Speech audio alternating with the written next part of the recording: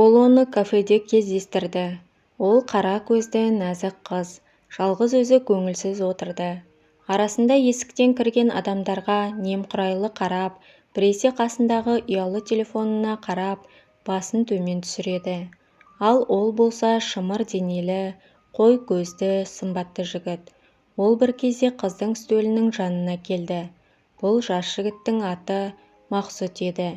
Ол батылдық танытып, «Қарындас, сіз жалғызсыз ба, әлде біреуді күтіп отырсыз ба?»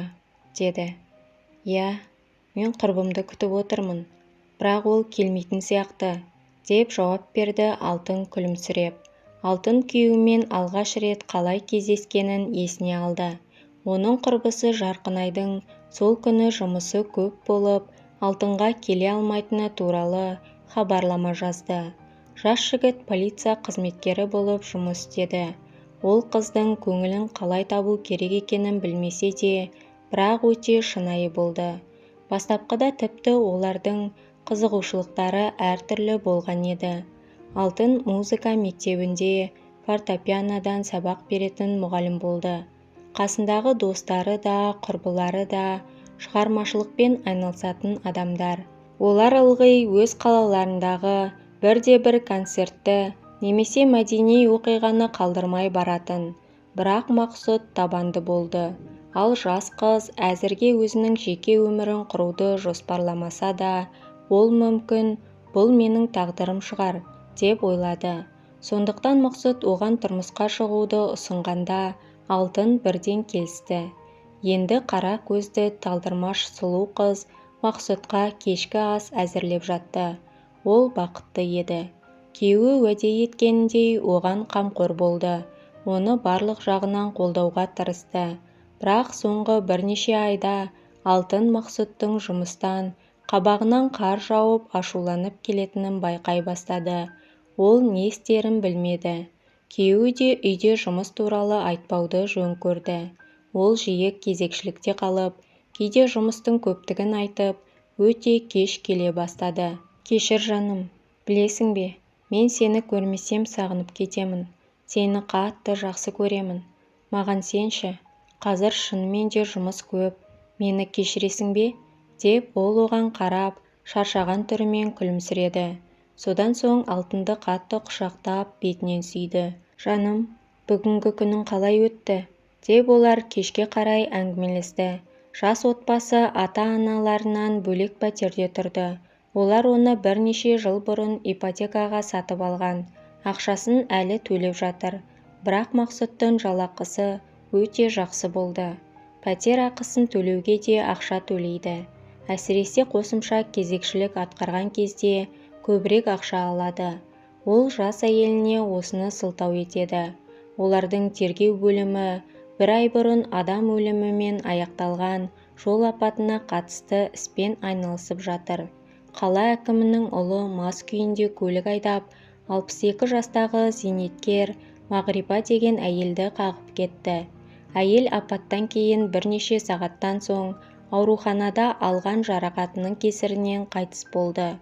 Ол арнайы белгіленген жаяу жүргіншілер өтетін жолдағы жолақтан өтіп бара жатқан еді. Бұл оқиға кешке қарай болды. Жігіт өзінің керемет спорттық көлігіне мініп алып, тым жоғары жылдамдықпен жүрді. Тіпті бұрылыстарда да жылдамдығын баяулатпады. Бағдаршамның жасыл түсі жанғанда Мағрипа әжемен бірге жолды кесіп өтіп бара жатқан адамдар, сондай-ақ бір анасы мен 7 жасар ұл қайта тезірек жүгіріп өтіп үлгірді. Сондықтан басқа ешкім зардап шеккен жоқ. Олар өте маңызды куәгерлер болды. Анасы үрейленіп, ұлын тротуарға қарай тартты. Оның баласы ұзақ уақытқа дейін өз-өзіне келе алмады. Машина әйелдің денесіне соғылып, ол ұшып барып жерге құлады. Сүйектері сынып, қан көп кетті. Адамдар айғайлап шулап жатты. Осыдан кейін оның аман қалатын мүмкіндігі болмады.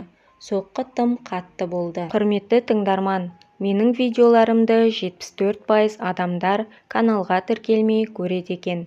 Өтінемін, еңбегімді бағалаңыз. Каналға тіркеліп, әңгімені соңына дейін тыңдаңыздар. Тілі жоғалған ұлттың өзі де жоғалады. Қазақша каналдардың көбеюіне өз үлесіңізді қосыңыз. Жүргізушінің үстінен қылмыстық іс қозғалды. Ол өзін өте дөрекі ұстады. Апат болған жерге келген құқық қорғау органдарының қызметкерлеріне аузына келгенін айтып, оларды қорлады. «Әй, сендер менің әкемнің кім екенін білесіңдер ме?»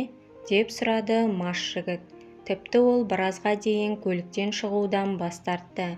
«Мен әкеме айтар болсам, сендер жұмыстарыңнан айырыласыңдар. Мені жайыма қалдырыңдар, өңшең ес алаңдар. Мен ешқандай да кемпірді көрмедім. Жолда ешкім болмады». Ол өзі дөңгелектің астына түсті. Мағрипа әже 2 немересін өзі тәрбиелеп өсіріп жатты. Балалардың анасы 2 жыл бұрын қайтыс болған. Әкесі оларды асырау үшін күн көрістің қамымен ақша табуға басқа қалаға кеткен еді. Сондықтан ол балаларын анасының қасына қалдырды. Енді олардың жағдайын елестету өте қиын болды. 11 жас пен 8 жастағы 2 ер баланы енді балалар үйіне өткізіп жіберулері мүмкін еді. Іс сотқа тапсырылды. Жазатайым оқиға деп қаралып, байдың ұлына шартты мерзім ғана берді. Ең басты куәгерлер айыпталушыға қарсы берген алғашқы түсініктемелерінен бас тартты. Дәлірек айтсақ, олар енді басқаша сөйледі. Сот залынан бұл шешімге келіспей, ашуға булығып айғайлаған, анасының өлімін естіп іс-сапардан шұғыл түрде оралған марқұмның ұлы Алтынбекті бірден шығарып жіберді. Ол қатты қамықты. Оның анасы қаза тапты. Бұл жағдай адал тергеуші Мақсұтты қатты қызықтырды. Ол бұл байдың баласына қарсы көптеген дәлелдер жинады. Бірақ Мақсұтты тез арада бұл істен шеттетіп, оның ісін басқа бір адамға берді. Бірақ Мақсұт сонда да бұл істен бас тартуды жоспарламады. Ол істің бетін ашуға бір жағдай көмектесті деп айтуға болады. Бірде ол жұмысынан шыққан соң таныс қымбат қала әкімінің көлігін көріп, айыпталушы бай жігіттің ықпалды әкесінің соңынан ерді. Ол көргенінің бәрін телефонының камерасына түсірді. Белгілі болғандай, жоғары дәрежелі шенеулік кірген үлкен барда оның жеке жасырын ойын бизнесі бар екен. Олар жертөледе карта ойнап жатты. Онда рулетка мен бильярд үстелдері де тұрды. Ішке тек клиент картасын көрсеткеннен кейін ғана кіргізеді. Күзетшілер жоғарғы қабаттағы мас адамдар жанжал шығарған соң, соларды арашалауға кетіп қалғанда, Мақсұт жасырын ішке кіріп үлгірді. Ішке қосалқы есік арқылы немесе бардың ішінен сыра, не болмаса бір стакан шарап алып кіруге болады. Темекі шегетін кіреберіс есік алдында жаңа ғана үлкен сомадағы ақша жоғалтқан бір қыз тұрды. Мақсұт оның жағдайын ішімдікпен емдеді. Екеуінің әңгімесі жарасып танысты. Ол қалада осындай ойынхананың тағы 7-8-і бар екенін және олардың барлығы қала әкіміне тиесілі екенін айтты. Ойын бизнесі өте үлкен табыс әкеледі. Жалпы мұнда келіп ойнайтын адамдардың бәрі миллионерлер мен бай шенеуніктер. Қыздың аты Алиса болатын. Ол да бір шенеуніктің қызы. Оның жігіті 1 сағат бұрын кетіп қалды. Ол да жеңіліп қалыпты. Бірақ олар кейде ұтады. Бір сөзбен айтқанда, Мақсұт мұның бәрін диктофонға жазып, камераға түсіріп алды. Үлкен ақша айналатын жер асты бизнесі қала әкіміне тиесілі болды және тапқан пайданы барлық билік өкілдері өзара бөліп алады. Мақсұт дәлелдер жинады. Бірақ ол мұның бәрі заңсыз екенін түсінді. Мақсұт Алисадан абайлап сұрады. «Тыңдашы, сен маған ішке кіруге болатын рұқсат қағазын бере аласың ба? Мен бардың тұрақты клиентімін. Бірақ енді мен покерді еш қиындықсыз ойнап көргім келеді». Мақсұт: «Бірақ байқа, ұтылсам біттім дей бер. Сенің ойнайтын ақшаң бар ма өзі?» Мақсұт басын изеді. «Ал жарайды онда, сәттілік», деді Алиса клиенттің картасын ұсынып. «Мен енді ойынға қатыса алмаймын. Бірақ сенен бір қорап кәмпит пен бір бөтелке виски немесе ликер күтемін». Мақсұт олардың қатарына қосыла бастады. тіпті кейде жеңіске жетті. Әрине, ол күдік тудырып алмауға тырысты. Бірақ күзетшілердің бірі оны танып қалды. Ол бұрын түрмеге отырып шыққан еді. Сондықтан одан күдіктенді. Басында оған Мақсұттың бет-әлпеті біртүрлі таныс болып көрінді. Содан кейін қайдан көргенін есіне түсірді. Мақсұт болса күнде тек қала әкіміне қарсы ғана емес, осында келетін барлық шенеуліктерге қарсы анықтамалар, олардың қылмыстарын дәлелдейтін бұлдыртпас дәлелдер жинай бастады. Барлығын жазып отырды. Ол компьютерде түнге дейін отырып, бір флешкаға барлығын сұрыптап, қажетті ақпараттың бәрін жинады. Сол қорқынышты түні Алтын ұйықтай алмады. Жаздың жылы түні болатын. Тыныштықты масалардың ызылдаған даусы бұзды. Оның көңілі алабұртып жай таппады. Әйел көңілін басқа бір нәрсеге аудару үшін фортепианоға отырды. Бір әсем әуенді ойнады. Содан соң сағатқа қарап, Алтын күрсініп, аспаптың қақпағын жауып тастады. Бүгін күйеуі тағы да кезекшілікте қалды. Керек кезінде өзі қоңырау шалады. Жұмыста болғанда мазасын алғанды ұнатпайды. Бірақ бүгін Алтын оның даусын естігісі келді. «Жаным, неге ұйықтамай жатырсың?» деді тұтқаның ар жағынан күйеуі. Оның нәзік сөздері Алтынның көңілін көтерді. «Мені сағындың ба?» «Иә, қымбаттым. Біз бір-бірімізді өте сирек көреміз ғой. Сен алаңдамай ұйықтау үшін не айтайын? Ертек айтып берейін бе? Әлде бесік жырын айтайын ба? Сонда ғана ұйықтайсың ба?» «Жоқ, жай сенің даусыңды естігім келген. Жарайды, сау бол. Кезекшілігін тыныш өтсін. Көріскенше, менің ханшайымым. Мен саған құпия түрде айтайын. Мен қазір бір маңызды тергеуді аяқтап жатырмын. Содан соң біз көп ұзамай бірге көп уақыт өткізетін боламыз. Дәл осы кезекшілікте оларды қасындағы серіктесі екеуін әдеттегідей болып көрінетін бір шақыртуға жіберді. Оларға қала шетінде ішіп алған адамдар төбелес шығарып жатыр деді. Оларды ұстау операциясы кезінде бір адам Мақсұттың бауырына пышақ сұғып алды. Ол есін қайта жинамай, ауруханаға жетпей қайтыс болды. Соққы дәл бауырына тиген.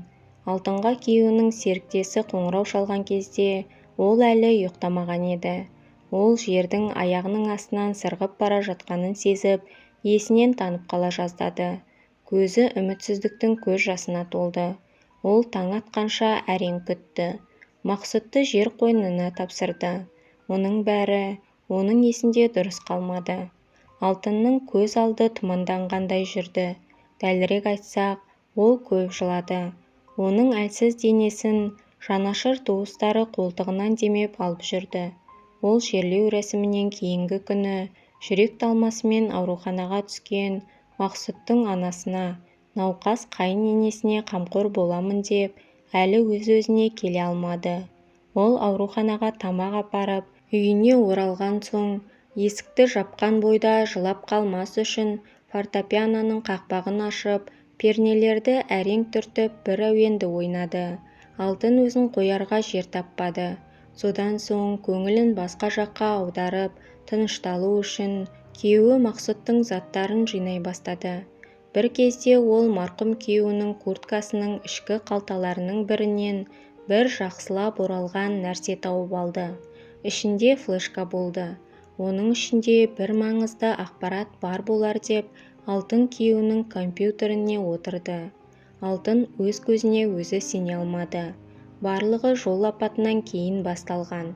Әрі қарай әкім ұлын түрмеге түсуден қалай ақтап алғаны, содан кейін бұл жоғары дәрежелі шенеулік әкеге қарсы дәлелдер болды. Алтын кенеттен Мақсұттың өліміне кім кінәлі екенін түсінді. Бірінші кезекте ол қайтыс болған зейнеткер әйелдің ұлы Алтынбектің номерін терді. Апаттан қаза тапқан әйелдің ұлы кездесу ұйымдастырды. Содан кейін олар Мақсұттың жинаған ақпараттарын тағы бір рет қарап шықты. «Мен де жай қарап отырмадым», деп мойындады Алтынбек. Бұл шашы ерте ағарған, көздері азап пен қайғыға толы арық келген ер адам еді. Оның жан жарасы әлі жазылмағаны көрініп тұр. Мен ол әкімнің ұлының соңына түсіп, оның нашақор екенін білдім. Оның да бұған қатысы бар ма? Солай деп ойлаймын. Егер сізде адал тергеушілер болса, мысалға күйеуіңіздің достары, біз бұл жігітті наша сатып алып жатқан кезінде қолға түсіруге болады деп ойлаймын. Біз оған ұлы арқылы әрекет етейік. Оның әлсіз тұсы осы. Содан соң біз сіздің күйеуіңіздің әкімнің заңға қайшы істері туралы жинаған ақпаратын жариялаймыз. Менің журналист танысым бар. Бұл өте маңызды ақпарат. Кез келген адамға көрсете алмаймыз. Олар бұл флешканы іздеулері мүмкін. Сіз де өте сақ болуыңыз керек. Мен сізге әзірге басқа бір жерге тұруды ұсынар едім. Егер жасырынатын жеріңіз болмаса, менің қайтыс болған анамның пәтеріне барсаңыз болады. Бұл ақпараттардың бірнеше көшірмесін жасап алу керек. Ал журналистке беретін кейбір ақпараттарды алсам бола ма? Оның бұндай істермен айналысатын мықты таныстары бар. Әрине, міне, қолдана беріңіз. Осы ақпараттарға өзіңіз қалаған нәрсені жасаңыз. Мұны неғұрлым көп адам білетін болса, соғұрлым біз әкімді ұзақ уақытқа отырғызып, оны қызметінен айыра аламыз. Тек олардың таныстары мен кейбір адал тергеушілердің, Мақсұттың достарының арқасында ғана іс қозғалды. Операция нәтижесінде қала әкімінің ұлы есірткі сатып алу кезінде қолға түсті. Ол енді бұрынғыдай батылдық танытпады. Оның үні шықпады. Ол бірден камераға тоғытылды. Сонымен қатар, ол шартты түрде бостандықта жүрген еді. Енді оның жазасын жеңілдететін жағдай болмады. Әкесі бұны естіген бойда келді. Осы жолы ақша төлеп, оны шығарып ала алмады. Барлығы достарының өлімінің артында кім тұрғанын білді. Олар журналистермен бірге әрекет етті. Бар шындықты жариялап жіберді. Алтын мен Алтынбек қазіргі қала әкімінің орнына отырғысы келіп жүрген жоғарыдағы шенеуніктердің қолдауына ие бола отырып, оның кінәсін дәлелдей алды. Іс прокуратураға берілді. Олар зейнеткер әйелдің өліміне қатысты істі қайта қарауға қол жеткізді. Көп күш жұмсалды. Жүйкелері тозды. Бірақ ақыр соңында әділеттілік орнады. Ақырында Мақсұтты өлтіргені үшін ұсталған адам бәрін мойындады. Оны өлтіру үшін арнайы жалдағанын айтып берді. Бұл сенсациялық жаңалық ұзақ уақыт бойы талқыланып, бүкіл елде резонанс тудырды. Ал Алтынбектің ұлдары алтынның арқасында балалар үйінің қамқорлығына өтпеді. Олар енді әкесімен бірге тұрды. Бірақ бұл мүлдем басқа әңгіме. Соңы. Құрметті тыңдарман, егер әңгіме ұнаған болса, лайк басып, каналға тіркелмеген болсаңыз, тіркелуіңізді сұраймын. Және де әңгіме тыңдағанды жақсы көретін таныстарыңызбен бөлісіп қойыңыздар. Мені қолдайтын әр оқырманыма мың алғыс.